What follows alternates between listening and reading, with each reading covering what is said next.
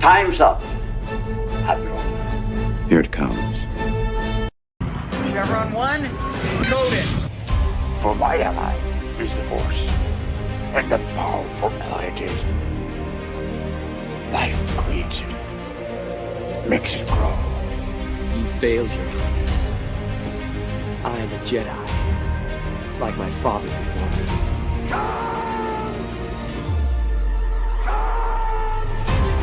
Cry hammer, and let's set the tongues of war. Chevron 2 is coded. Conan, what is best in life? Crush your enemies, see them driven before you, to hear the lamentation of your women. It's all in the reflexes. I'll also say that you're heavy into martial arts, Tai Chi and all that killer stuff. I suppose we have to register you as a lethal weapon. Chevron 3 encoded. And somebody ought to belt you in the mouth. But I won't. I won't. The hell I will. Chevron 4 encoded. Do you expect me to talk? No, Mr. Bond, I expect you to die.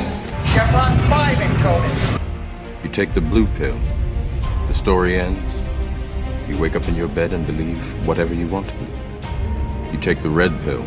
You stay in Wonderland. And I show you how deep the rabbit hole goes. Chevron 6 encoded. Not for while you can, monkey boy. Great Scott. Background, man. I'm a scientist. You shall not pass! I thought I'd die fighting side by side with an elf. What about side by side with a friend? A day may come when the courage of men fails, when we forsake our friends and break all bonds of fellowship. But it is not this day.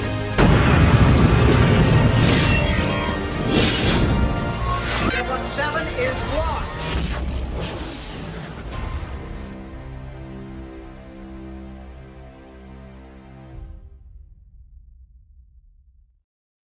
Okay, I was worried there for a minute that I didn't do the intro right, that I didn't drag the title and it was going to disappear again because I couldn't remember if I fixed it. Hell, and howdy, everybody. Welcome back to Saturday Night Drive-In, where I am very happy that we're doing this show tonight because I need a break from the garbage, Jed. I need a break from all the service. I need a break from the insanity. I am happy to talk a good movie tonight. What I would consider a modern day science fiction classic. It is. And so, Jed, how are you? How you doing?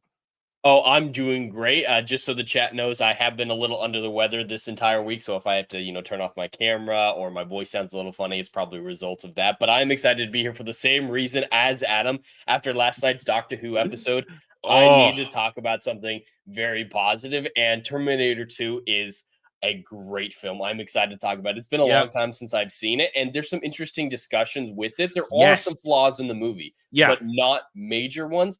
And I haven't talked to Adam about this, but I do want to have a slight discussion about sequels, if that's all right. Especially, I'd love to Alien and Aliens. I would love to because there. Both Aliens franchise and this franchise suffer from too much sequels. That's very true. And hail and howdy to everybody across both our chats. And right off the back, Dom H for 50 gifted memberships to the channel. Thank you, Dom 550. What's the matter with me? I can't read 5 gifted. Come on, Dom. I've actually met you, shaking your hand a few times, and you're giving subs to his channel. I'm live right now too. Why don't you come give me some? 5 gifted memberships. For you and your brother. Come on, man. Thank you. And Simpy did nothing wrong. Stimpy did nothing wrong. Stimpy did nothing wrong. Anyway, thank you, Dom H, for the 5 gifted memberships. Much appreciated, my friend. And welcome, everybody. We hope you guys are going to have a good time. Hit those like buttons, subscribe to the channel. And whether you're watching now or live on the replay, I can't speak. What's the matter with me? God damn it. My brain's moving too quickly. I'm excited. I'm excited to talk Terminator. Maybe I got you sick. Well, we haven't actually been that close together for a long time because you're getting married now, so I have to stay far away. I can't ruin the relationship anymore. So I don't know how I got sick from you. Respectful distance, yeah. Respectful distance. Anyway, so thank you, everybody watching live. Now we're on the replay. We hope you enjoy the rest of the show on this busy Saturday evening. A lot going on. We're happy to have you here. Okay, so Terminator 2. I'm going to say this right off the bat. I think you don't even need to watch Terminator 1, honestly. You don't. Oh, God, no. You don't. Because you get the recap. You understand what happened really early on, and that's it. You don't. I mean, the only thing you get, and there you go for you, Jed. There you go. 10 gifted memberships. Trying to get back to my good graces. Thank you, man. I appreciate it. Jokes gifties for Jed. There you go. Hey, man, work the grift. It's okay. Absolutely. Work the grift. All right. So I've learned from the best. Yes. Hey, yeah, you have. You work for the best grifter in the fellowship. So anyway, Terminator 1. The only thing you got to understand in Terminator 1 that you don't get in Terminator 2 is you get boobs in Terminator 1. Because, that's true. And that is one of the only things Terminator 1 has over Terminator 2. Yes, I'm not a big fan of Terminator 1. I've only seen it once. It was a long time ago, so maybe I'd have a different opinion of it. But when I was a kid and this one came out, Terminator 1 had been I was too young to see Terminator 1 when this one came out. So I hadn't seen it. So I went into this only with a vague understanding. Of course, I've since seen Terminator 1 in my lifetime since. And it really is. You bring up the whole thing with Alien and Aliens, Terminator 1. It really is kind of the same thing, sort of a horror movie first, and then full on James Cameron's going to bring you the action for the second one. Although, as you mentioned last week, this is the case where this time around, at least you think so, the sequel is better than the first one. Oh, absolutely. And this is something that people were telling me about this comparison before I watched Alien. So for those of you who don't know, I watched Alien and Aliens for the first time late last year and absolutely loved the first one. Thought the second one was fun, but nowhere near as well written. But before I went to watch those films, everyone was telling me, you've seen the Terminator movies, right? Yeah, of course. And you like the second one way more than the first one. Of course. Yeah, the first one's fine. It's a very different genre, of course, but Terminator 2 is so much better. And they're like, that exact thing happened with Alien and Aliens. You're going to have the same reaction. One's going to be fine, but you're going to adore two. So that was what I went in. That was the expectation I have, is recreating my experience with Terminator 1 and 2. And after rewatching it, and now I've come to realize why that expectation was wrong in that case with Aliens versus Alien. Because I absolutely adore the first one. And I think it comes down to the character work. Yes, the first one was a horror film in both cases. Yes, the second one was a fun action movie in the second case. But Terminator 2 does incredible character work. The whole, not quest to become human data-esque, but just unraveling what it means to be a Terminator, getting some humanity injected into him, the relationship with John specifically. There's so much character depth to that the first Terminator didn't have, and Aliens didn't have over Alien. And there's also really great work with Sarah Connor. Oh, absolutely. There is a moment when we get to it at the beginning of Act 3 that is just, I noticed it today, I think, for the first time, as happens when we watch these things with the critical eye. And when we get to there, I want to comment on that. But real quick, you see, this is what happens, though. Dermy got a membership on your channel now. Damn it. Yeah, see, that happens. Hindsight is 2020. That happens. Yeah. See, Anna's with us. Hey, hi, Anna. How are you? It's the character work in T2 is fantastic because honestly, there's more characters to work with. Yeah. I still don't give a shit about what Kyle Reese in the first film. I never really cared. Sarah was fine in the first film. The Terminator was just a machine, so there's no character there. Yeah. So yeah, Kyle was the protagonist more so of the film than anything else, and he was just bland. I never cared about his story, the whole predestination paradox that they tried to make with, we will talk about paradox at the end of this movie, because that is something now that I'm keyed in and thinking about it hard, the movie does lose points because of an obvious paradox at the very end. I think we're thinking of the same paradox. Yeah, we have to. Anyway, all right, so let's dive right in. It picks up 84. This is 91 or 90 because the movie's filmed in 90. So we'll say it's been about 6 years. Actually, no, it's got to be farther. It comes in 84. She gets pregnant. John is supposed. Frankly, I think it takes place later in the 90s. It doesn't take place in 91. Yeah, I think it was 1994 because the film says John is 10, and the first one took place in 84. Yeah, so he's born. That surprised me. I always thought of him as like 12 or 13. Yeah. Up until this rewatch. So actually, it's probably 85, 95, because if she was knocked up in 84, she can give birth either late 84 or early 85. So the movie's made in 91, but takes place in 94 or 95, somewhere around there, 2 years away from Judgment Day, where Skynet becomes self-aware and decides to just wipe out humanity, which is, well, listen, that it's the tried and true thing of the whole, hey, uh, AI, let's fear AI. We must be afraid, self-aware, that will destroy the world. But this is actually, I would say, one of the franchises that does it decently Mhm. without too much insanity, because we never actually even, and I don't really want to reference all the endless sequels with Terminator, but we never actually, in where it counts, see Skynet. Skynet's kind of an omnipresent enemy, but we see it through its minions, the Terminators. And it works that way because you it's that whole show don't tell aspect. And there's so much good show don't tell in this. Listen, I may have problems with James Cameron and a lot of things, but the man is a good director. He used to be.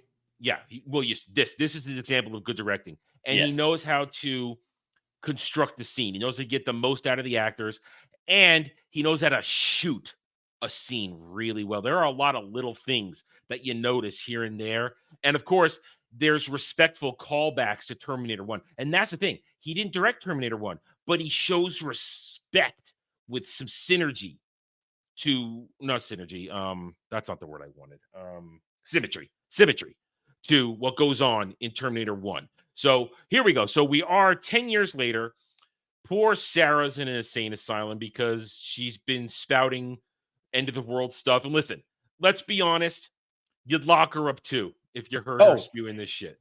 well, it's not only just because we're hearing the shit and thinking that it's a delusion from her. We go into a film and assuming our protagonists are right and correct in everything they do, and their behavior, even if the world thinks it's insane, is logical. That is an assumption that movies have imprinted upon us, that we believe that. And going into this film, you have that perspective, even for the first little bit when you see her acting crazy. But I love how the film makes it pretty much legitimate, even with the truth of the situation, that Yeah. she'd be institutionalized, especially when she went after the Dyson family. That was Oh, a man. psychotic move. She Yeah, was getting ready to kill his family. We got to say that for the Act 3 discussion. That is Right, but such once an we get important there, moment. but Yeah. I love the character work, like you said, with Sarah, because she is legitimately dangerous. She legitimately belongs in that facility, regardless of the truth of the Terminators. She got busted trying to blow up a computer factory. And That's that would how have she killed got a busted. lot of people. I can't imagine what John's childhood must have been like. We get little hints at it, like the way he grew up with those. I don't know, were they drug runners? I don't remember. I don't know if they're drug runners. They're just they're on the They're opposite Texans. side of the law. Well, actually, What they're in California. They're in are they? California. They feel like Texans, but Yeah. regardless, whoever they are, we only get a little glimpse of that. But I imagine Yeah. she wasn't exactly the most nurturing Oh mother. no, she was, take Tiger Mom, multiply it by 1,000, because when he explains it at the beginning of Act 3, or actually end of Act 2, it's more of the end of Act 2, where he's explaining his life and all the would be dads that come in and out of it. They weren't picked up by Sarah for any sort of emotional attachment. They were picked up to train him how to do shit. And it's a utilitarian type of thing, and it's very cold. And it's a wonder that John is as well adjusted as he is, considering the examples he was shown. Now, clearly, Sarah loves him deeply, and she must Oh, have expressed it to her, because his devotion to her is clear once he realizes it's true. Because he gives the explanation to the T-800 that for the longest time I hated her because she did all this stuff. But then now that I see right now, it's and it's a legitimate instant click back into, oh, she's right. I still love my mom. And it may be an unhealthy relationship in terms of what she's done to him to turn him into what he needs to be, but it still is healthy because it's the only way she understands how to be a good mom, considering how to what he protect needs him. to be. What he needs to be. Yeah, what he needs to be. Well, and while we're talking about it, John's character work is really good, especially with a child actor. Child actors are incredibly hard to come across, and he did a phenomenal job. Furlong does a great job. Now he got could- typecast horribly, but after this, Did he? I haven't seen he him in didn't do anything much. else. The only other movie he's really famous for is American History X, which is the Nazi movie. So that's with Ed Norton. So that's about the only other thing he's really famous for. Well, him with an inexperienced writer, he could easily have come across as very off-putting to the audience. He is a bratty kid. He can come across as annoying at sometimes, but we get those glimpses, like you were saying, of actual care for his mother, for the T-800, where you realize it's all a facade and makes him endearing. And so it, plucks him right back from being an annoying character to a very lovable character. Like, it does seem like a fun, playful thing to have the Terminator, as soon as he finds out he can order him around, start messing with those. That's just a those kid. acts. That's a pre-teenage spec. Yeah, and it makes go sense, ahead. but it is still like it could come across annoying to some people. Then the moment he's like, "Oh crap, the Terminator's going to kill him," he jumps in. That's morality.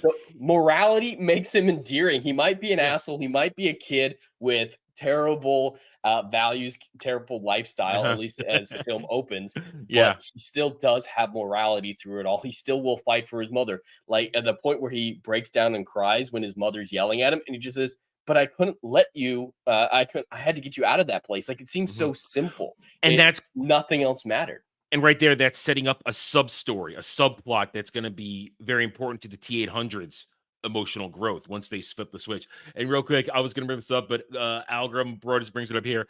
Yeah, whenever he screeches, it does get a little grating when he starts to keep screeching throughout the movie. That doesn't help. No, doesn't help.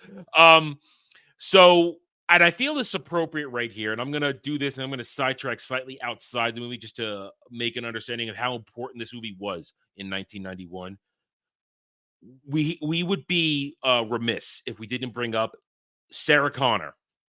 Everybody in modern day entertainment, the morons we live amongst, the assholes, the SJWs always scream, "We want to see ourselves in strong female characters. They're not represented." Well, this is one of the characters we always bring up, along with Ellen Ripley and Xena and other characters like that. We bring up Sarah Connor from Terminator 2. Terminator 1, she's a damsel in distress and barely gets out alive.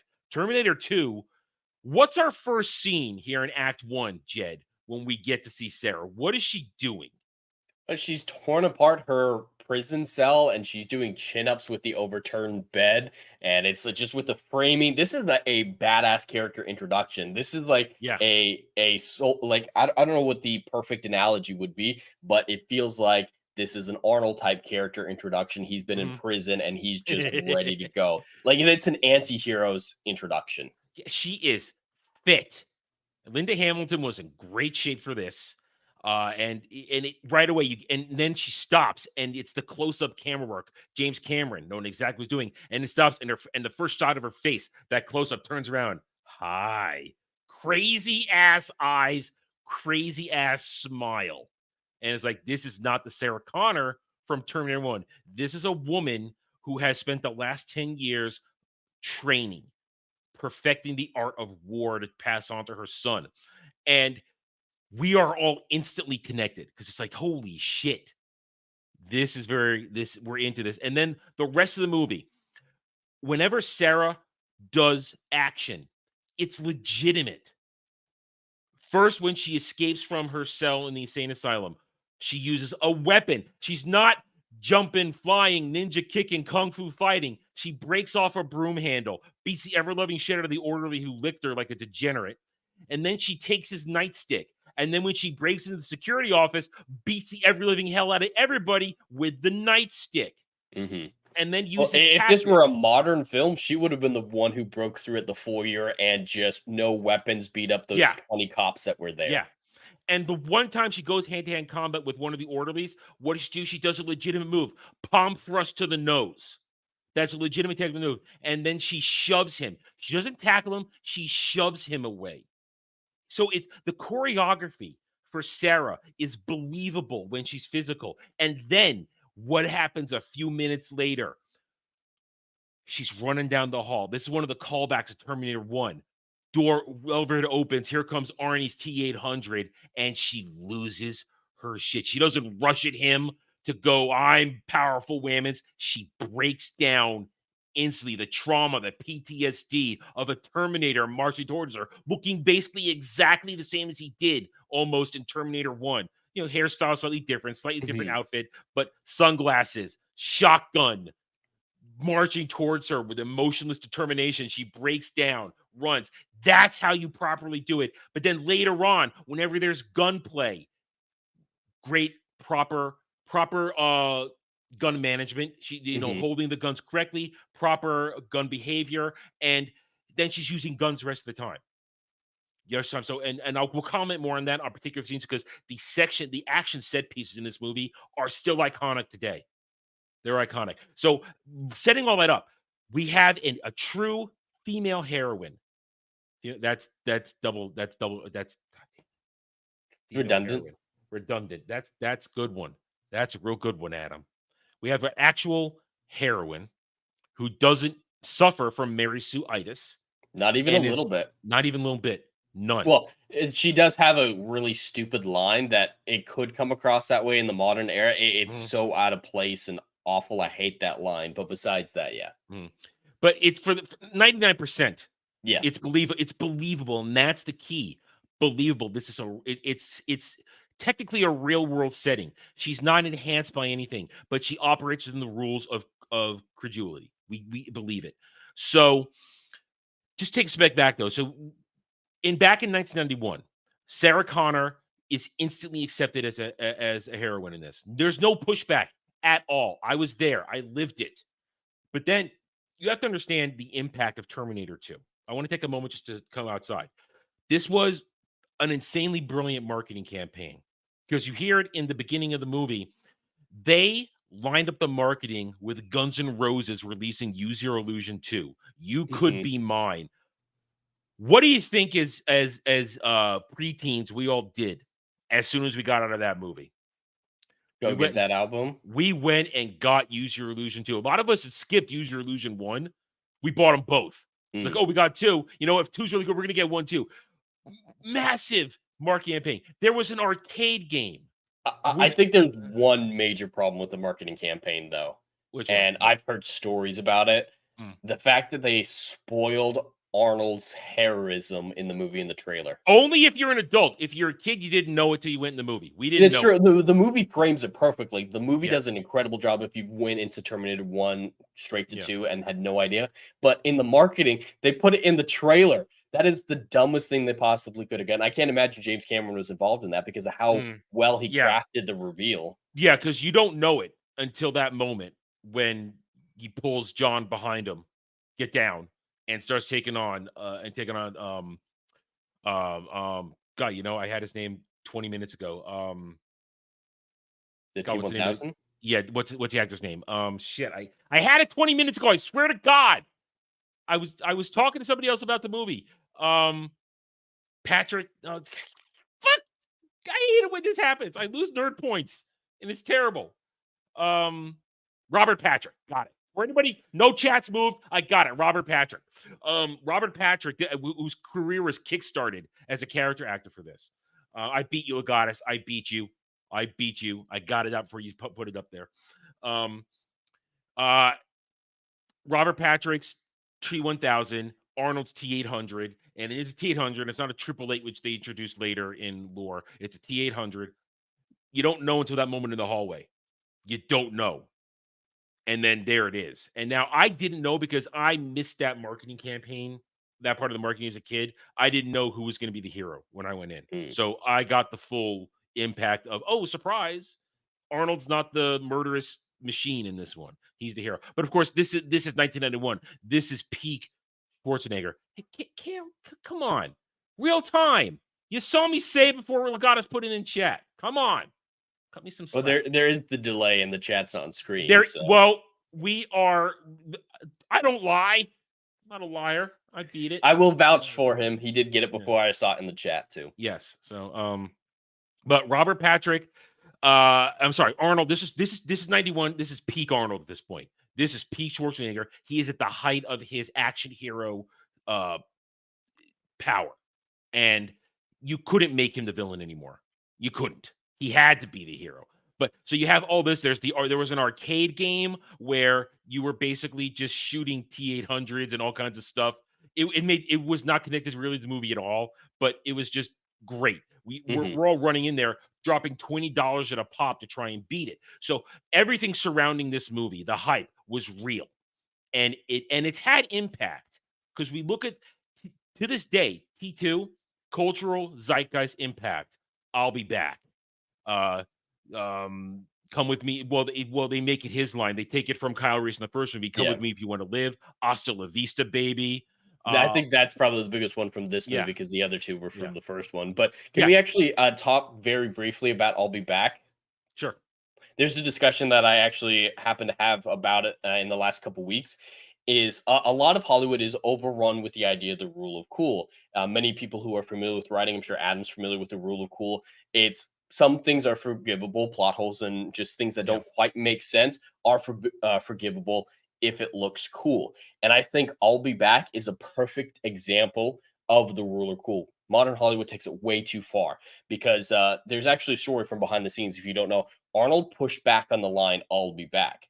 Partially because he was having difficulty saying it, but partially because he said, hey, I'm a robot. I don't think it makes sense for me to use too many contractions. That doesn't seem like something a robot would do, a computer mind. And I actually agree with that logic. But at that point in the movie, the CPU is evolving. So I'm okay with the contractions at that point because he's evolving. They do start to, there is that baseline, but that's more in the second movie. Do they talk about a CPU evolving in the first one? That's canon from the second movie. No. Oh, okay. So no, not in the first one. Sorry, not in the first. Yeah. one. Okay. Yeah. So yeah, I'm talking about the first one. Here. Okay. Yeah, I believe the CPU evolving thing was an explanation from the second film, which 100% explains that line. So in retrospect, they fixed the issue, but the director said, no, it sounds better. I'll be back. And of course, he was right. It became an iconic line. I think that's a perfect example of the rule of cool. You're stretching the reality of the first movie a little bit in a minor way to make something way cooler. And so I just wanted to do a little tangent about the rule of cool because some people are trying to tell me to abuse the rule of cool. But that's the thing. Some things work. And when they work, and if you have the instinct like James Cameron did for this kind of stuff, look, here we are. We are 30 years removed from this movie. This shit's still part of the zeitgeist. It's iconic. This movie remains. A lot of people say Terminator ends with Terminator 2 because it's so I would agree. T3 is terrible. T3 and it's not good. And it's especially killing off Sarah Connor for it's just, I mean, listen, Claire Danes. They only got progressively worse, though. I think the only good, even or like the only one that has redeeming qualities, we'll say, it's still bad, is Salvation. Which one is that? The prequel? Yeah, and it will kind of the prequel, kind of not. It's the one, it's the one with Christian Bale. Oh, so it's in the call future, that a the actual. It's kind of hard to say. Yeah. I've seen part of it. It didn't appeal to me. I tuned out after T3 and I only watched T3 years and years. You didn't watch Genesis or Dark Fate? No, I mean, I was kind of ready for Genesis, but then I heard how bad it was. Like, oh, they didn't fix anything. They made it worse. So, well, you didn't want to see John Connor as a nanobot Terminator? No. And then I didn't need to see the final one where they just killed him and then and let's not get into it. We're here to talk good Terminator. We're sidetracking too much. Anyway, so Act 1, everything, Act 1 is basically 30, 40 minutes. It's 30 minutes of setup before a confrontation in the hallway. And also other things. You got to understand, when John breaks out that credit card hacking machine for the ATM machine, we all wanted that shit. We thought, oh man, that thing's like, we all thought that was the coolest thing in the goddamn world back then. It's like, man, look at that. Get free money from an ATM machine. I want that. It's cool. It's still cool to this day. You think about it. Yeah, you know what? I kind of want one. It's a little hacking thing. But so you have the whole setup. You get John, you get Sarah, the Terminators arrive, and you get the ancillary characters around them. And then you're at the mall and the shit hits the fan and we get our first major action piece, the fight in the mall and that chase down the causeway is just fantastic. You know what's also fantastic? Because I can barely tell the difference between the stunt doubles and the actors. I'm always looking, and Arnold's stunt double is outstanding, and they keep enough hair over for a long stunt double that you can't quite see the face a lot. So only once do I catch it. So it's a brilliant thing. And we talk about iconic stuff. I keep bringing it up because a lot of iconic stuff comes out of this movie, and still you have to understand we loved it back then. We love it now. When they're doing the chase and when the T-800 snatches up John and gets him on the bike. When Arnold starts flipping that shotgun to reload it, we all wanted a shotgun like that then, man. We all wanted that for cosplaying and fooling around. We wanted it. That was the most badass thing we ever saw with a shotgun. Until the end of the movie, where Sarah is one hand cocking that thing. That was also, we're like, shit. Shotguns are awesome. I mean, it's so much good stuff. You have to. Shotguns don't get enough love in Hollywood. Yeah. It's always pistol this, pistol that. Yeah. Shotguns deserve love. So that whole action set piece, Jed, we're completely involved in this point now in the movie. And absolutely. Because of that setup, like you're saying, it wasn't just story setup. It wasn't just exposition, which it crafted in very nicely besides the prologue, which I can talk about later. But just knowing that the Terminators are getting so close, we don't know the copies of Terminator in the first watch through, of course, but just seeing them get closer, them right away from John, like at the T-800 on the bridge, looking down at John riding on his bike, like just them getting closer. It's building this sense of tension and suspense. And the film knows just the right amount of that to let happen until going balls to the wall. Even that moment where we don't know this, the T-800, the evil Terminator, where he steps on the rose, the shot, callbacks, it's all looming. And of course, there's really one song, there's one outside of You Could Be Mine, there's just one score in this movie. It's just variations of the dun dun dun dun dun dun dun dun or dun dun as they're marching. There's just variations on that the entire movie. And in that moment, it's great, but it want works. a little variety. It does. It works. It still works. The main theme is incredible. Oh yeah. Dun-dun-dun. And I gotta say this. It's good point to say this now. This movie reminds you what a good intro scene looks like, an intro title credit scene looks like. They've lost that art in current day Hollywood. There's no, of course, title scenes anymore, and that title scene is fantastic. The carnage, all culminating on the Terminator skull in the flames. It's like in da-na-na, da-na. That's again homage to the first movie, and so but it works. You feel connected. There's a bit of trivia for that opening scene with the Terminators in the future. Is that entire sequence cost more than the entire budget of the first film? Wow. Not surprised. First film's just basically hallways and practical gunplay. That's all it is. And you bring it up now. So you bring that up. Let's bring it up now. Whatever we say about James Cameron, whether we like what he does now, or whether we think he's done crap directing, one thing James Cameron is known for, and we must give the man respect for, is the fact that he pioneers special effects. I'm watching this on my DVD. My copy is a DVD. It's not even a Blu-ray. Damn, those special effects still hold up, dude. 100%. Those T-1000 special effects, seamless with Robert Patrick, everything. It works constantly. And the practical effects, beautiful. I have zero complaints on special effects, and that's James Cameron always pushing the limit for special effects. He always wanted to be that guy, and he is that guy. You and I may think the Avatar franchise is worthless, but he's pioneered fantastic special effects. Oh, of course. I can't criticize the technical prowess of the Avatar films. I criticize the character work, the acting, the writing. Different discussion. Yeah. But the technical aspects, we give James Cameron all the respect in the world because he keeps pushing the envelope, pushing the borders of special effects to make it. And this is that movie. This was 1991. We hadn't seen anything like this yet at the time. Where closest thing had been Jurassic Park around this period of time in terms of those kinds of special effects, where it's like Jurassic Park was after, wasn't it? I'm saying after though. That's what I'm saying. Closest thing. Yeah. In relative time span. This was the thing that kind of, like Star Wars did, this changed special effects. Because suddenly, here's computer-generated effects, but it looks really good. It doesn't look like B-movie fake shit. And they knew to blend practical and special.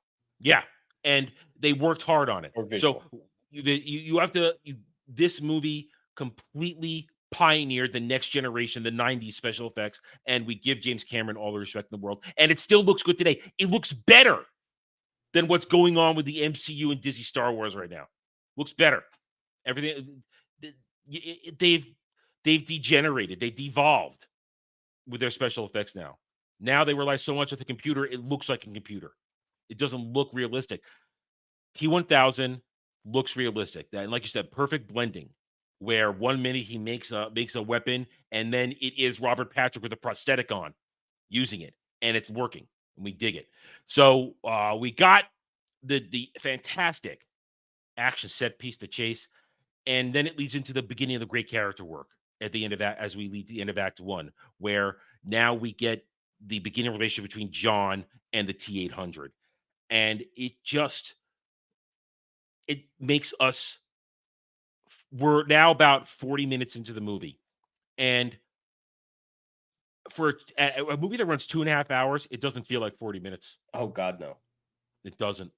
I'm sitting here, I'm in my seat, and I'm enjoying myself, and I'm caring about John Connor. We're watching what's happening with him. We're instantly understanding that this is a child who needs to be protected, but he's a child with a somewhat mature brain because of his upbringing. And here's the T-800, and now we're going to get used to the T-800 being a hero and not the villain. And here's another great shout out. So let's talk about the scene where they call back to his foster parents' home. I love this moment. First of all, because James Cameron bringing back James Cameron, like all good directors, likes to reuse actors and actresses. The mother was she was in Aliens. She played the butch chick from Aliens. That's her. Vasquez? Yes, that's Vasquez. Really? Yep. That's She Vasquez. looks quite different. That I did not put that together. Because she's not Latina.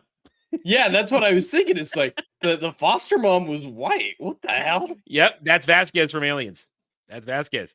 But see, what I love is how that works, but okay. Yeah, hey, it's just James Cameron. It's a director using actors they like. That's a thing. Mm-hmm. Yeah. Now, what I like about that scene is it's a great callback to Terminator 1 or Terminator lore, when they call the dog is barking. And Jed, you know the lore for that, right? No. Oh, dogs can sense Terminators. Okay, I don't remember that. I saw the first film a very long time ago. And it was established that at all of the Resistance bases in the future, every base has dogs at the entrance. So when a Terminator disguised like a T-800 with synthetic skin on walks through the door, a dog will alert. The dog could smell it. That's Terminator, and then they have to fight it. So the dog, Max, it's a great moment where I love the T-8. Here's what I like about the T-800. We get a look into the mind of the killing machine and how it operates. And it's like, wait a minute, something's wrong here. I take over. What's Wolfie doing? Wolfie's fine. Your foster parents are dead. Your foster parents are dead. But the dog was barking because he could hear it. And he knows, not only from John's reaction, but he knows that the dog barking is the sign that the T-1000 is there. So it's great callbacks and a well put together scene with a lot of show don't tell, and it requires knowledge to understand why the dog. Well, and it doesn't necessarily. I mean, dogs have often fulfilled that role. That I just assumed that. Like I think that's complete. That's not even headcanon. Like I can totally see people assuming that correctly. Yeah, I think the film did a great job setting that up. It's like, yeah, the dog's barking because there's a Terminator. Yeah, but it works, and it's cohesive lore. And if you're watching this in the current moment, right here in June 2024, you know that lore is a big deal right now in a lot of discussions we're having in pop culture. No way. And when you watch, we go back in time to a movie like this, and we see something respecting the lore, especially when it's a director that didn't do the first movie.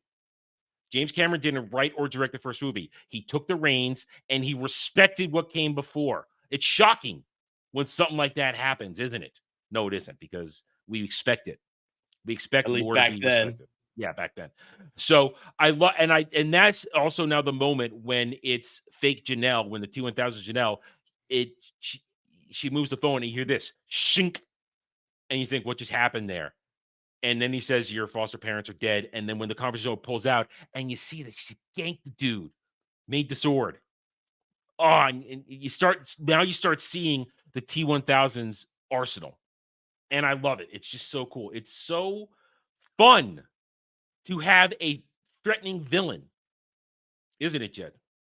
Oh, absolutely. And it still is within the realm of reason. Like, yes, it's liquid metal. That is not something that we have a very firm grasp on technologically to even theorize about how that works.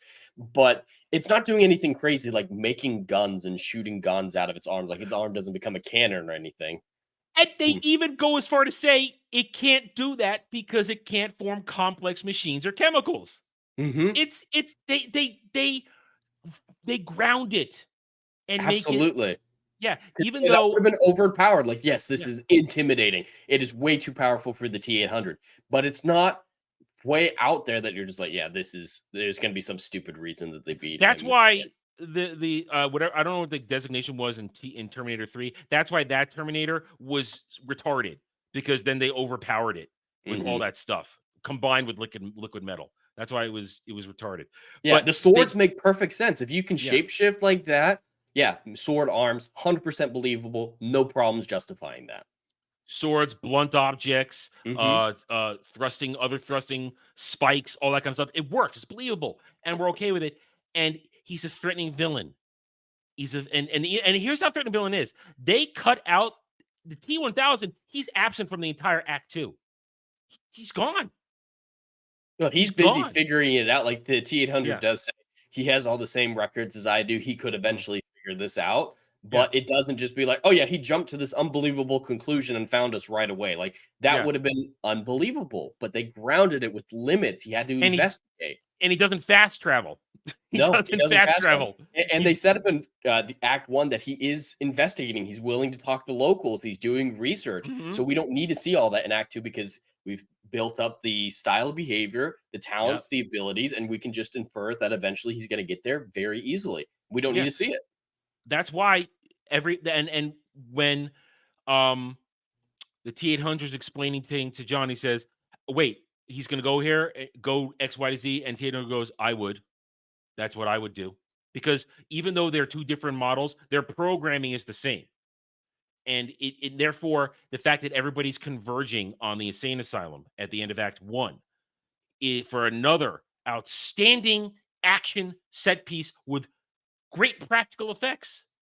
Now, we mentioned this earlier. Sarah's time in the insane asylum is great for her character development because she goes through a dream sequence where she's dreaming of Kyle. He's warning her this and that, and that's I'm gonna call that her subconscious. There's no fantasy aspect to this movie. There's nothing No. that would dictate goes. That's her desires and her fears manifesting in a way that she can comprehend it.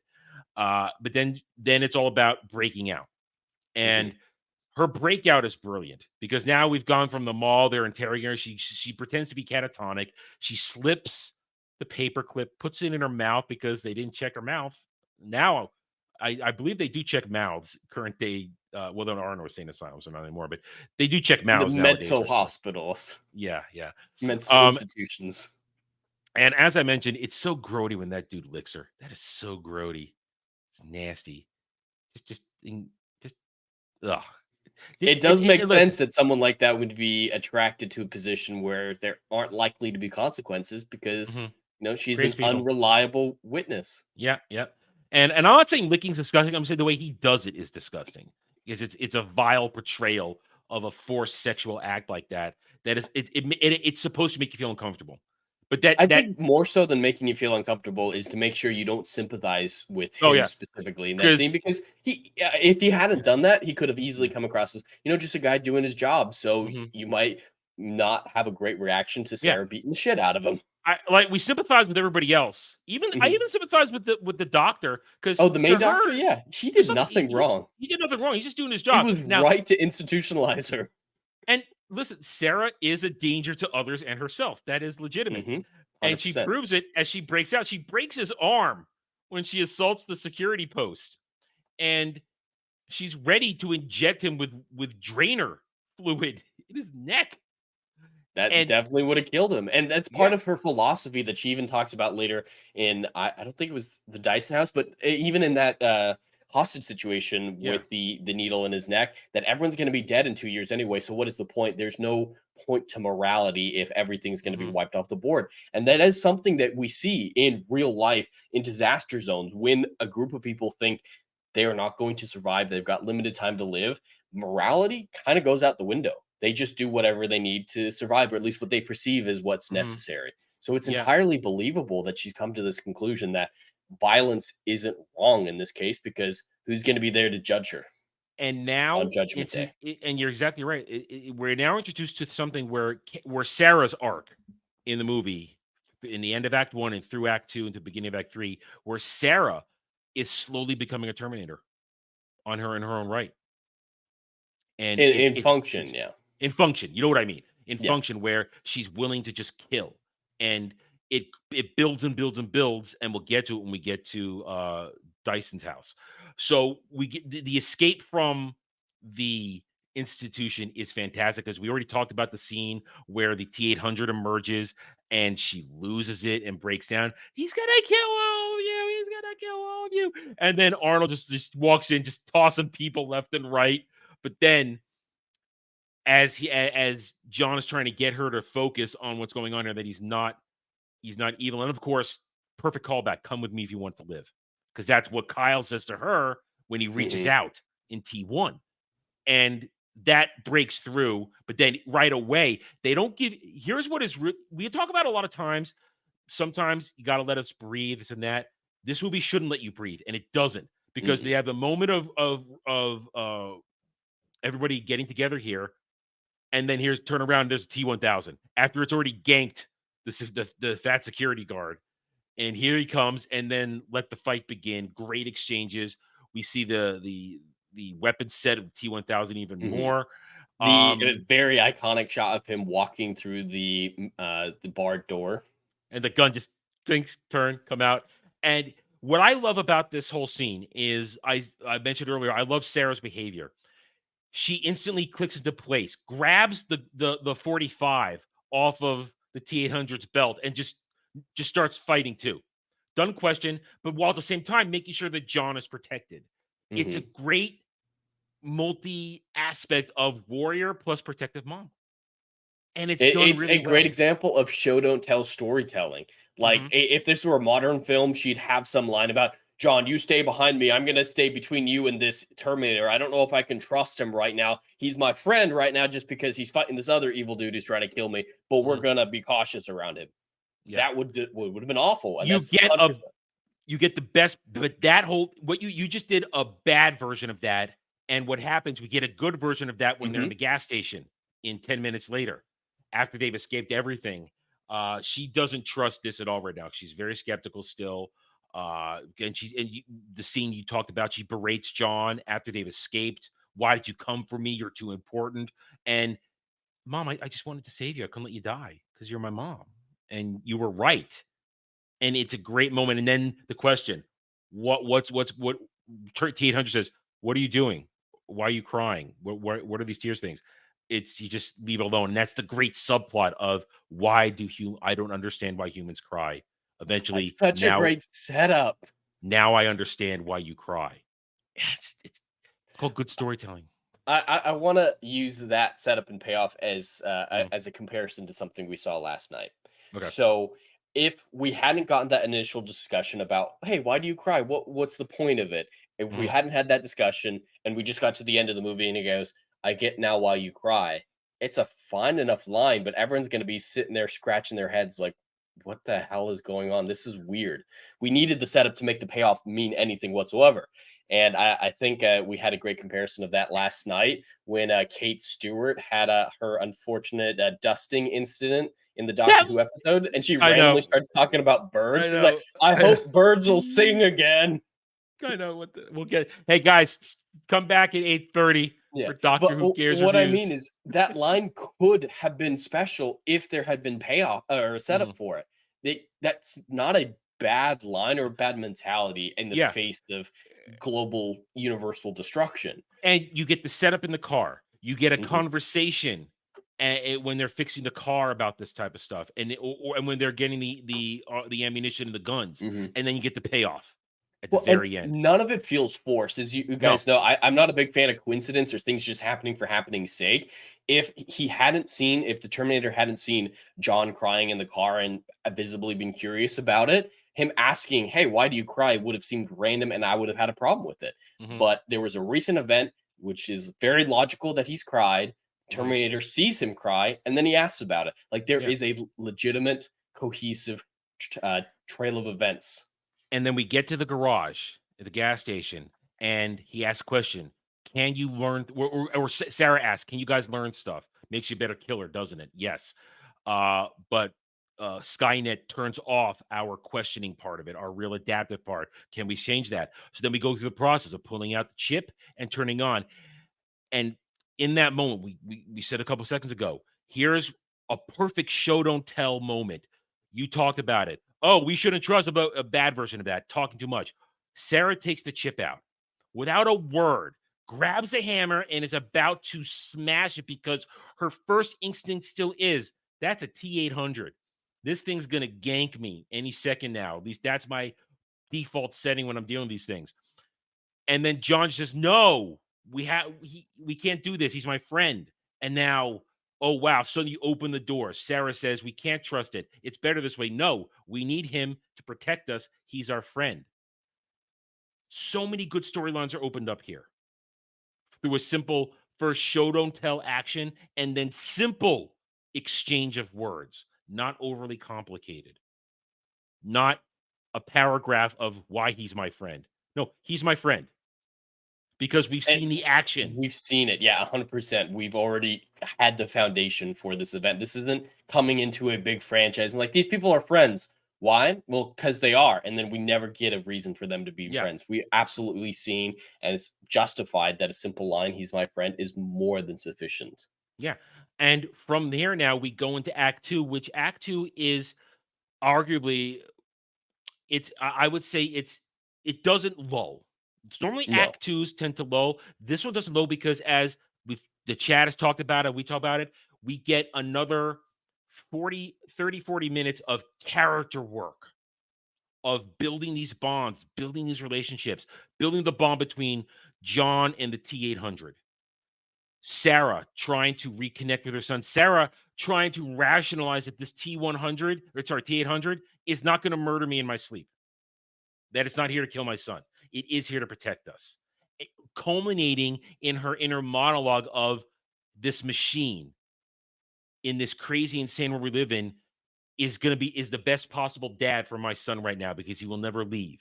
He will never get drunk and beat him. He will never disappoint him. He will be there, protect him, support him until he stops moving. And in this insane situation, this is the best dad. And it's nuts, but it's true in her situation. I actually have to talk about this thing. I actually referenced this earlier. I think one of the biggest problems with this film, besides the paradox I believe we're both talking about in the finale, Sarah's voiceover, I think, is the worst part of this film. It's not. It's a little off-putting, but the content is still true. It's true content, but it's unnecessary. Like, the stuff in the prologue is fine. I think it sounds weird. I think it would be better if we didn't really get much of it. Like, there's too much of it in the prologue, but it's justifiable. But the random little bits that we get is rough. I hate it. I can see what you're saying. Hate it, especially during the scene that you're talking about where John and the Terminator are high-fiving, having a good moment, and Sarah's just watching them. Just her expression, her showing versus telling, we're getting all the information we need. I can tell what she's struggling with and how she's coming to terms with this relationship. She's not going to try to kill him at the next chance she has, like in the previous scene at the gas station that you're talking about. We get all that in context. Her voiceover just makes me want to roll my eyes. It's like, yeah, he's a great dad. That's not information we need. And I think it's poorly written too. Like, yes, everything she's saying. I still like it though. I still like it. There's not a point in the film why I like it. Like the whole road metaphor. This film. Oh, the road metaphor is annoying. That's annoying. Yeah, I agree there. Yeah. It suddenly goes pseudo-intellectual. This film, pseudo-intellectualism can work in some films, but if it's set up in part of the genre and the pacing, this film isn't pseudo-intellectual in any way, shape, or form, and has no illusions of that. But her voiceover feels like it's somehow being pseudo-intellectual, like, oh, this is an epic quest with heroes and gods, and it feels like a cheesy 40s movie. I don't know. I see where you're coming from, and I agree with the road stuff. In fact, I think the road shot is a bad final shot for the movie. I would have gone with a different sort of establishing shot to end the movie. or exiting shot. I would have gone with something different than the lines of the road. But as far as that speech, her inner monologue about them, I do like it because I just like it. I really have no explanation outside of it's establishing her coming to grips with it all because it's going. And I think we get that visually. Well, not so much. I think I needed it because I think in the next scene, once they're done arming up and everybody's getting all the guns, and man, he gets the minigun, and also I got to bring it up now because we're gonna talk about it in Act 3, the pill gun. Oh, dude, the pill bullet gun. That we just like we all love the shotguns war. We all wanted that shit. We thought that shit was the awesomest fucking weapon in the world.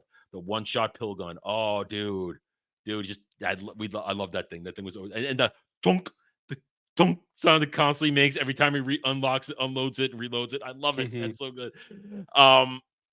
And of course the evolution of the Terminator, the T-800 through Act 2 of learning to smile, learning to interact with normal day physical jokes like high fives and this and that.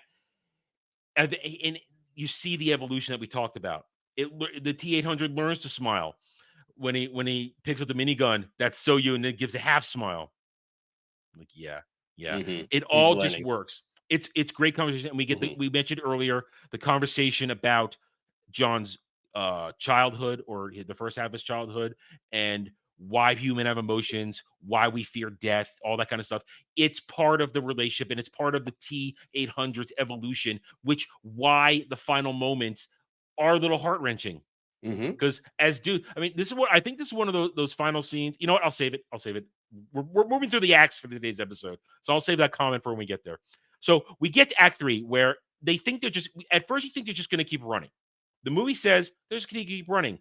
There's no attempt to try and stop Judgment Day until Sarah, after learning all the information about Miles Dyson, who we've been getting tidbits of the movie. We have to mention, we've seen Dyson working this and that, a man who's just following his genius. That's all he's doing. He's not trying to do anything bad, not trying to take over the world. He thinks he's making the world a better place by making the chip, by using it, because we've seen the chip from the first movie in the remainder arm. Again, call back to the first movie when the press destroys the first T-800 and all the stuff is the arm, and they salvage the original processing chip, and that's what he's working with to make his version of Skynet technology.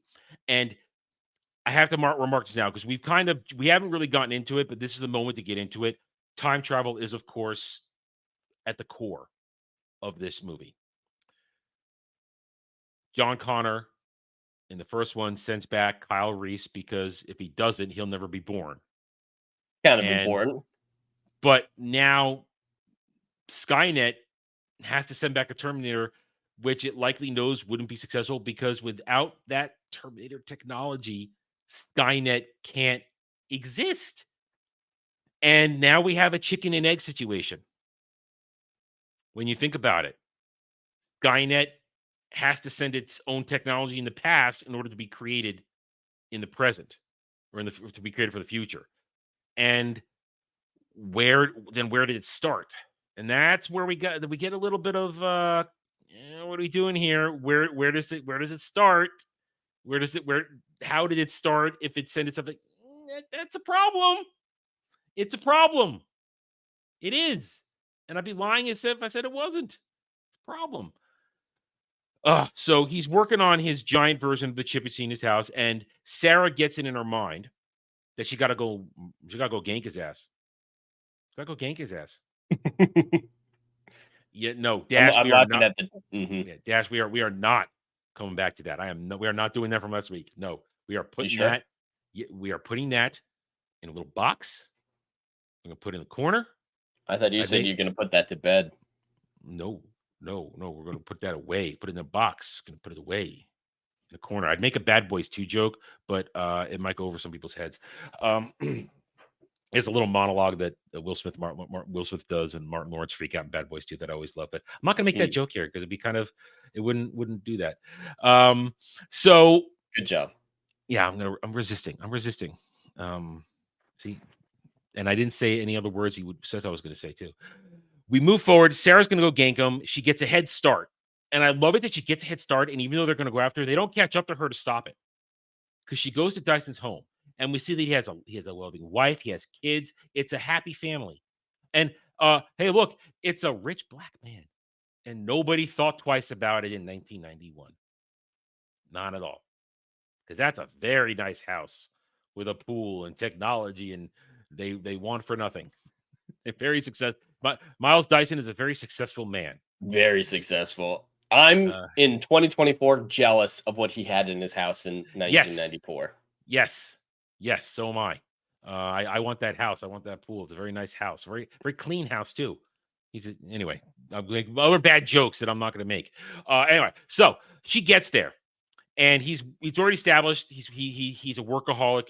He's working night, and she's got an I think it's an M16 with a scope on with a silencer, and she misses the first headshot because the kid's playing with a remote controlled car and hits the foot. And he bends over, and then carnage ensues as she just tears up his office with the gun, but she misses him, and she goes in there. And this is what I was talking about earlier, where Sarah, and you mentioned it too in terms of her morality issues, she had been slowly turning herself into a Terminator.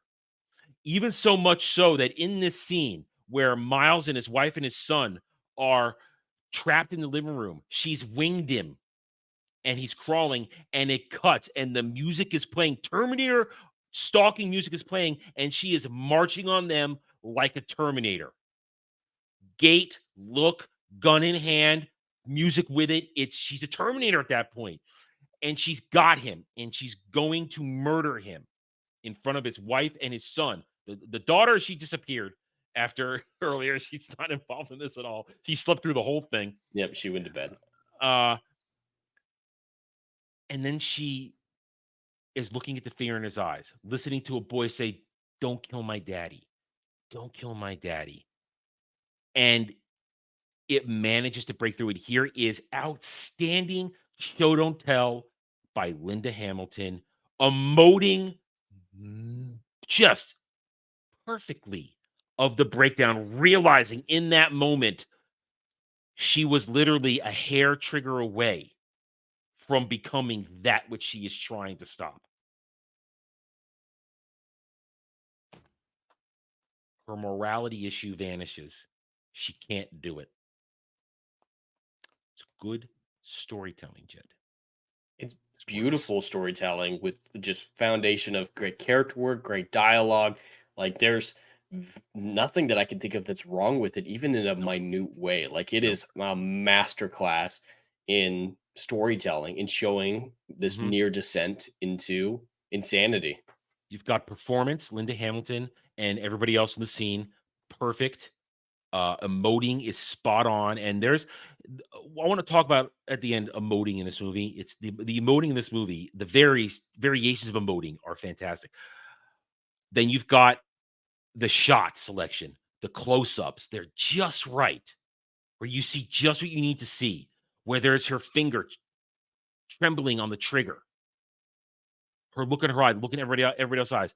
And then when John and the T-800 arrive and John snaps her out of it completely, it is perfection. It's a perfect scene of just a storyline that hadn't even really been vocally addressed as something you're even in a movie. You have to realize what you're watching, realize that she had been becoming a Terminator, and in this moment stopped herself from becoming a Terminator. And it's just good. It's good. And now we just roll on into Act 3, which is basically one giant action set piece. It's glorious. This is what early 90s action movies were. You end with explosions and gunplay. And it's glorious. But I do have to remark, when they convinced Dyson, when John also, and I got to give respect to John in this as a character, he has his wits about him. He knows exactly what to do to win them over. He just pulls out the knife, show them.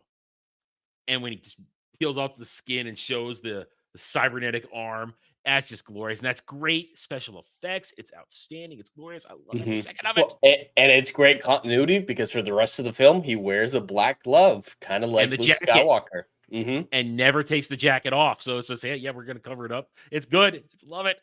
And then let's just act 3. They decide Oh, to. there's Okay, one thing I do want to okay, talk about in this conversation. okay, okay, One minor criticism. It's just a single line, okay. but it is from Sarah, who otherwise has been written beautifully. Mhm. I really don't. The rant.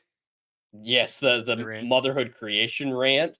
Like, I get why she would hate Dyson because of what we've Uh-huh. already discussed. He's inadvertently creating the Terminators. He's not Mhm. thinking about the damage of his work, which is understandable in the context. There's no way that he legitimately thinks this is going to turn Oh, into yeah. a world dominating AI force. So it's still Mhm. legitimate, but and she goes on this rant. It's like, it's always men like you who don't consider what your life you think you're creating. Have you ever created life in your stomach? And it's like, they're unrelated things. What Here's are what you I love about talking this. about? No, here's why I think it's insane, but it's insane because she's nuts. She's a little She crazy. is And nuts, I but love to look at John. She starts ranting. You get a shot of John. He just goes like this. yeah, And then he the just reactions to it stop. are good. It's just, Stop. I think it's a little too much. Like, even in her craziest moments, she still has a degree of logic, or at least an internal logic to her character. But suddenly, after coming to this conclusion, she's like, making babies is way more difficult than making technology. And it's like, well, we're not necessarily going to disagree with you, but The way I okay. look at it, she's still Tangent. suffering. She's still coming down from her breakdown moment a minute ago. And this is just like the tail end of it. She's still a little loopy. She's not in her right mind, and it's a massively retarded thing to say. It's But very retarded. I'm all in it because of John's reaction, head in his hands, face Yeah, palms. the movie doesn't portray her as right. Yeah, and he goes, "Stop! This is not productive Mhm. to the situation." And she's Which like, is why I wouldn't call it woke. If yeah, those reactions and it came out today, there would be the discussion that it was trying to yes, make a political message. But the film's not supporting what she's trying to say. the They f- even say this is dumb. I just think yeah, it's over the against the top. character work. Yeah, over the Okay, top and a little okay, against the character work. It's distracting. okay. It takes me out of the scene. It's See, we're I'm in in it. the scene because I love the movie. The movie doesn't take her seriously. The movie says Yeah, she's a little crazy, she's a and her little, son takes just her a little. down. Her son says keeps her in check, and they move on to have Mhm. productive conversation, which now leads to the destruction to destroy all the information, the data, the research, and the arm and the damaged chip.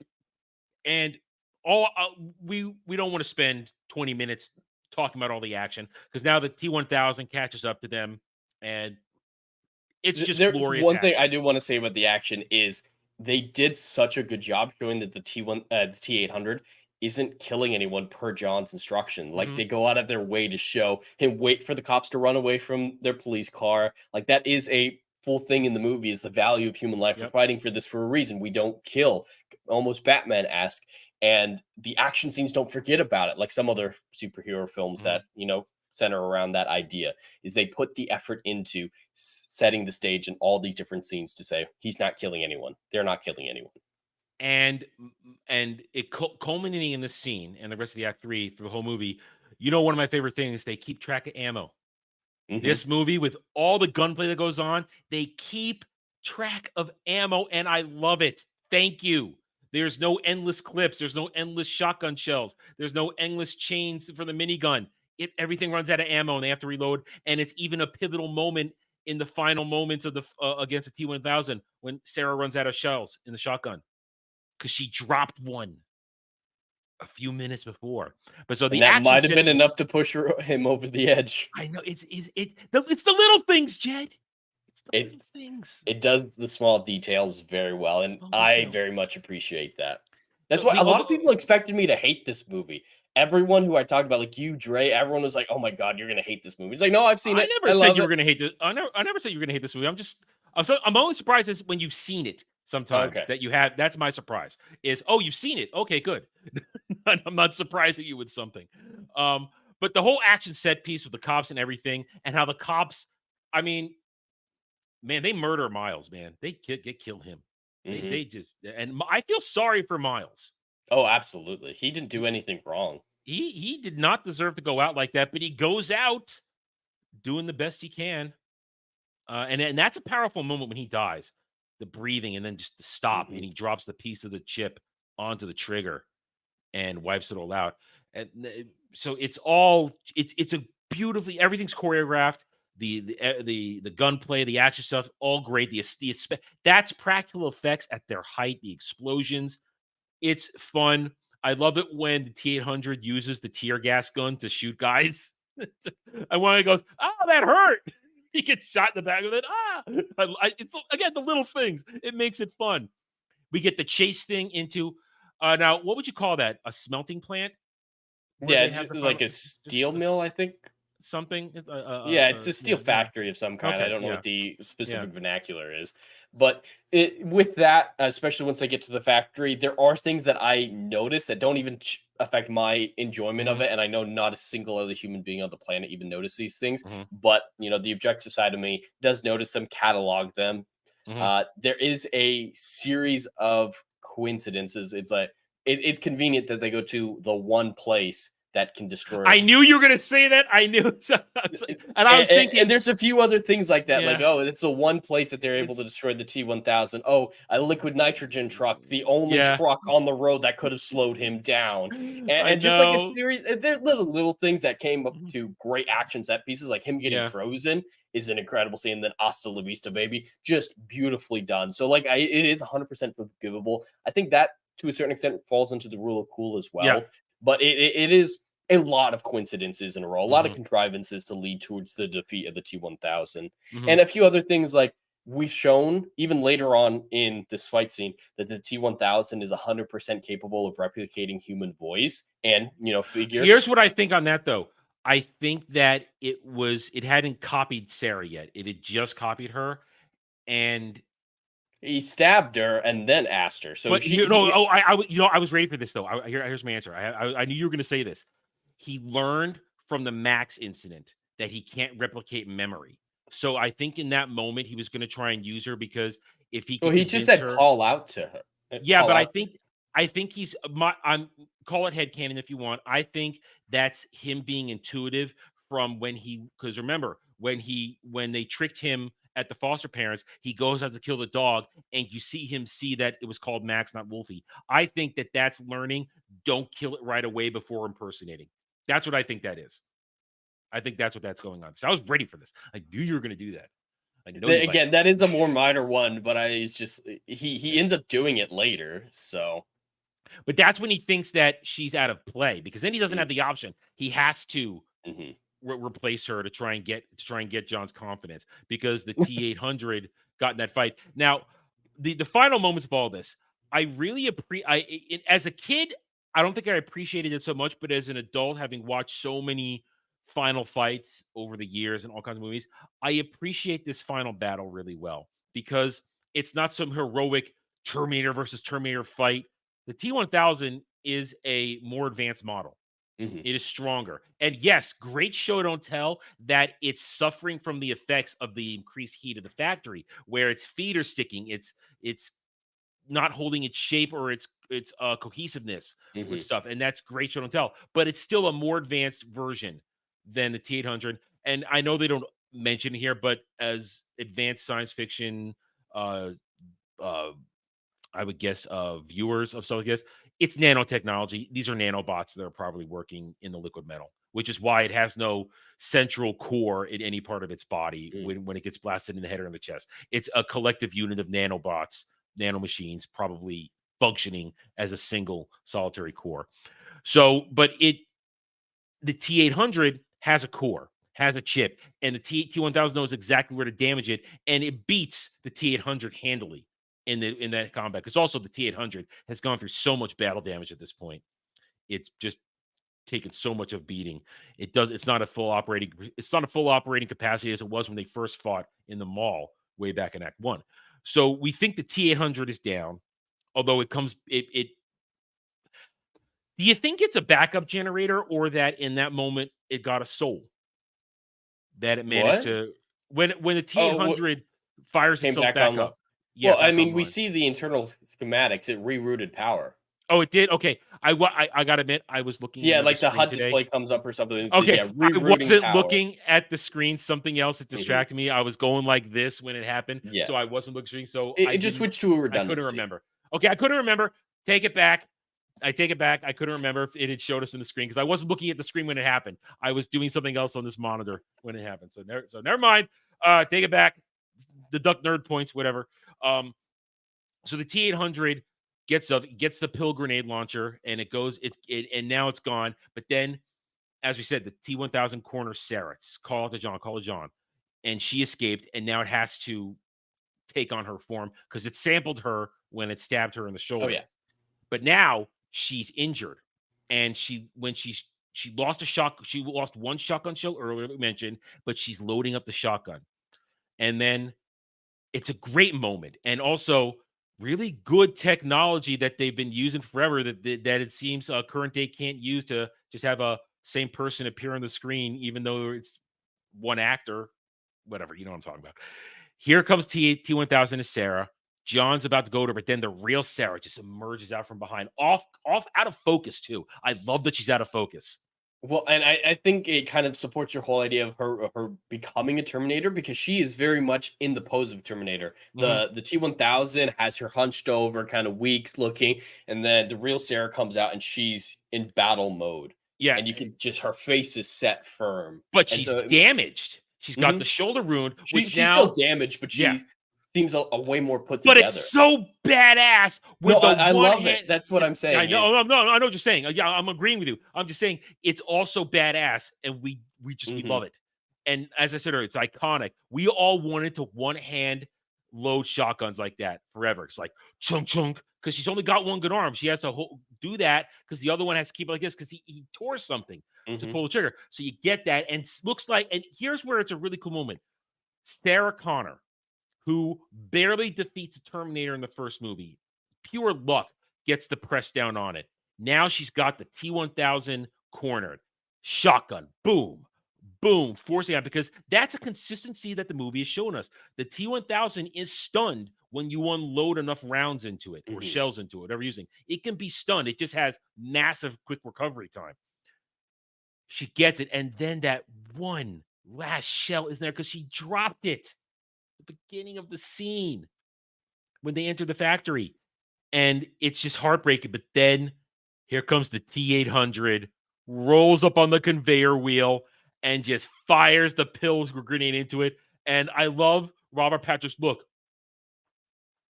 Boom. And then it's off balance, falls in there. Well, you get and the special effects model that they did for him broken apart is great. Like his head, his mouth bobbing as he's all contorted. It's impressive. Too much damage. Too much damage to recover in that moment. It loses balance. And here is your whole moment of horror. Is it the T-1000's death throws in the molten steel? That's kind of horror right there. It makes it look like a lot of people are dying. This is all that's left of those people. Yeah. And the music is even it's frenetic and it gets you going. Oh God. And then its final shot as the face melts in there. And it's a great way to end the fight. It wasn't some titanic epic battle. It was just a little bit of luck and preparation and also teamwork. Trust that Sarah now placed in the T-800, which is shown in that final moment when they throw the chip in, they throw the arm in, but then there's one chip left. And of course, John doesn't want to go. You can't do this. I have to. And here's that thing. Before he flipped the adaptive switch, he would have to follow the orders because the adaptiveness have happened. It evolved.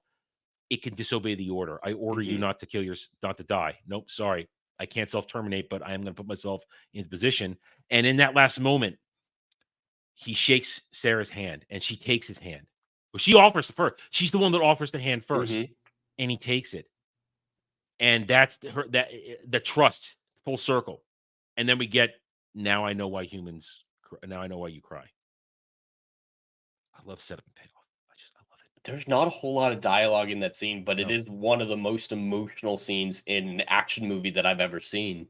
And I think among dudes, it's kind of well known among dudes. This is one of those moments where all dudes say you're allowed to shit a man tier on this. Yeah, a single man tier. The thumbs up as he just sinks in there, like, yes. And then More it's over. setup and payoff. The script for this film is so tight with setup and James payoff. Cameron can do a good job when he wanted to back in the day. Fuck Titanic though. He can do a good job. So, and then the movie's over, but then we get the monologue of uncertain future, this and that, and then it's kind of over. But we have a problem, Jed. We do have a problem. We have a paradox problem here. Kind of a repeat of the first film, which both finales take place in a factory, and the factory parts are the only thing that help you defeat the Terminator.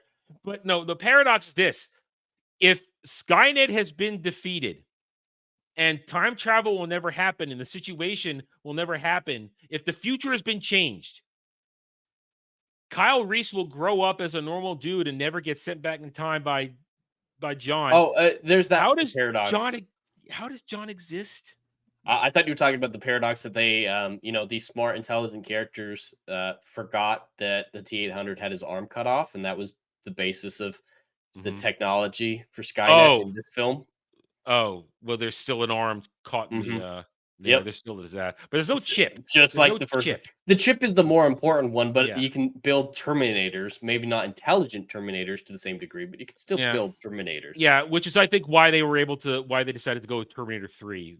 Yeah, the way they did. It just delayed Judgment Day. Yeah, which does fix the paradox that you're talking about. Well, that fixes the paradox if you want to end a Terminator 2, but John Connor shouldn't exist. All of these events should have been wiped out. Well, this is my problem with nearly every single time travel movie or story that's ever existed is the grandfather paradox is I think what it's commonly called, and no films really address it well. I mean, Back to the Future kind of tried to at least say, yeah, you're going to fade away. So that's an extra step that this film didn't.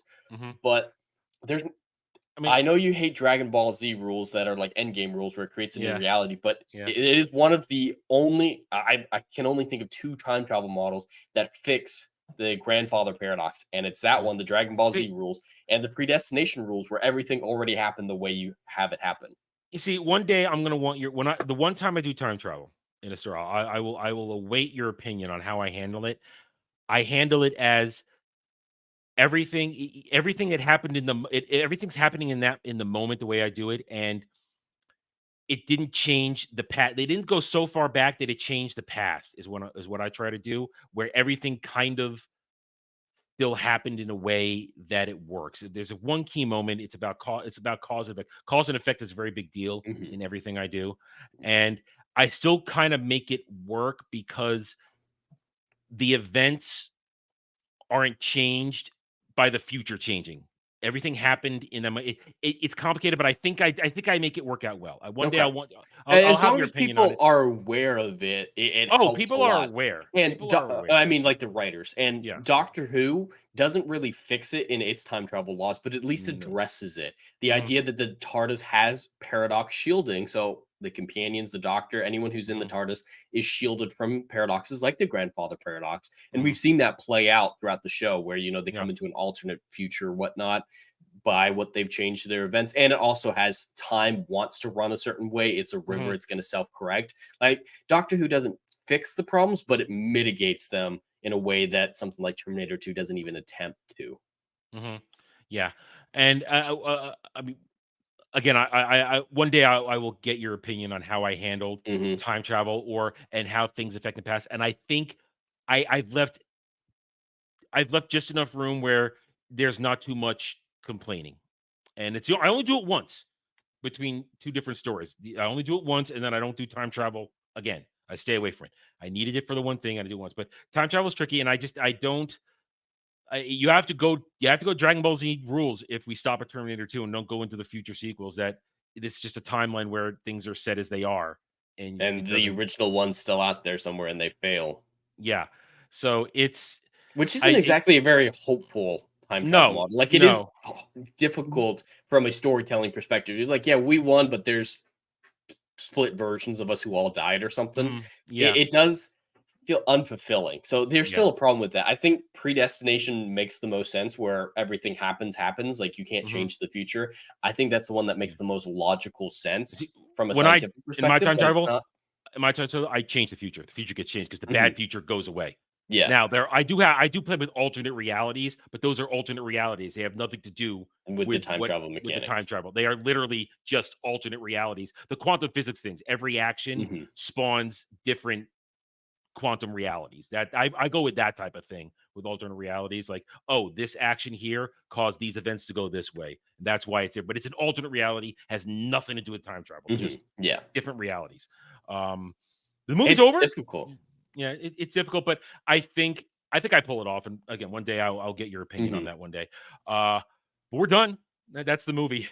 That's the movie. One thing I want to mention is I mentioned before emoting. I think everybody does a fantastic emoting, especially Arnold and Robert Patrick. To spend virtually at least for Arnold, half the movie not emoting. That's actual emoting. To keep yourself under control. And Robert Patrick just stays Robert Patrick, that one expression, the whole movie. But that's still emoting. When he's not replicating a human. Like, you know what I mean? When he's being a cop, he's pretending to talk to the kids or whatnot. Yeah, but when he's in Terminator mode, it's just... But so that takes talent as well. There is talent in not emoting, but that's still emoting, as opposed to, I don't know, currently Amanda Stenberg, another one of these chicks who only has one expression. Yep. One expression. There's nothing. Well, so we have to give Robert Patrick a lot of credit for the way he trained for this film. They mentioned in the chat earlier, but the classic story of how hard he trained to run without looking like he was breathing or exerting himself, to the point that he was catching up to John Connor's bike in the parking garage at the beginning of the film. Yeah. And talk about also iconic thing. They brought that back in Wayne's World. They brought him back in. I think it's Wayne's World. I think it's Wayne's World 1. Might be 2. I don't remember anymore. They kind of bleed together, both those movies. Where he's driving a car and he gets pulled over, and Mike Myers looks up and Robert Patrick leans down. Have you seen this boy? Oh, and he drives away, and then he starts chasing after him in T-1000 way. He's a very talented actor. Yeah, I love Robert Patrick. He's just aged horribly. He's like one of those guys who has melted. As he's aged, his features have melted into just.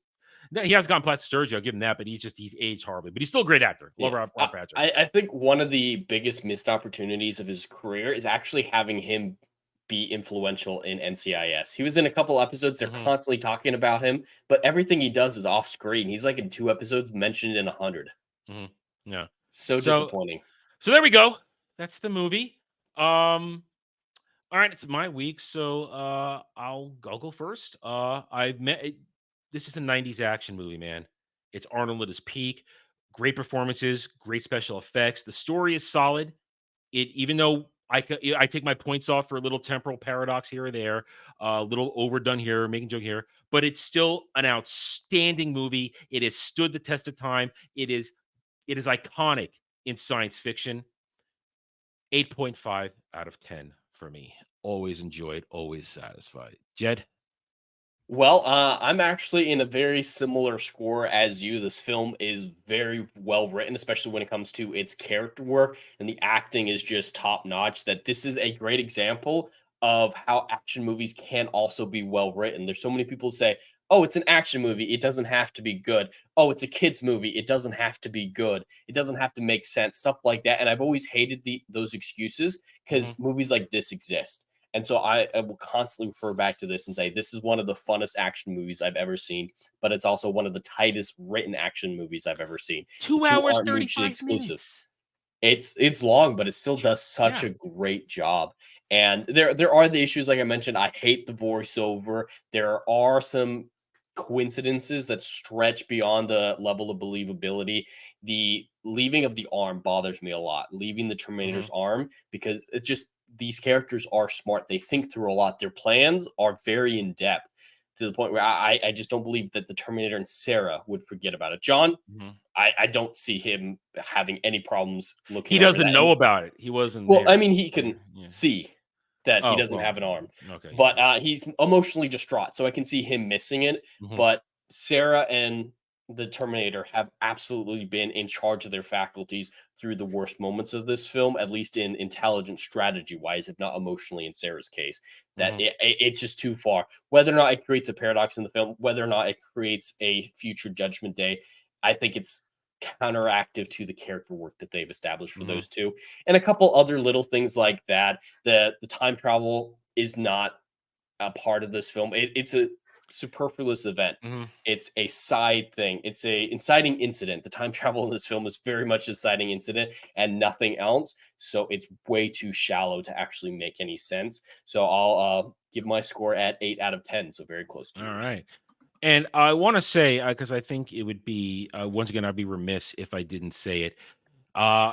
There is actually one good Terminator sequel that builds on this one and doesn't go away from it. And that was Sarah Connor Chronicles. No, That was a really good show that got cut short. I mean, Lena Headey was fantastic as Sarah Connor. And the dude they had playing Johnny was okay. But Summer Glau as the weird Terminator they brought in to be the protector. One, she was smoking hot in that show. And two, it was a unique thing going on.